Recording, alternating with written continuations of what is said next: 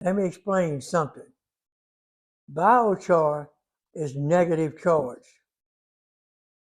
Your nutriments in your garden are almost totally positive charge. You put biochar in your garden without charging it with a fertilizer, it's going to suck nutrients. It's going to pull it to them. The first year, they'll be pulling nutrients out of the soil into the biochar. And that's not real good. So you need to charge it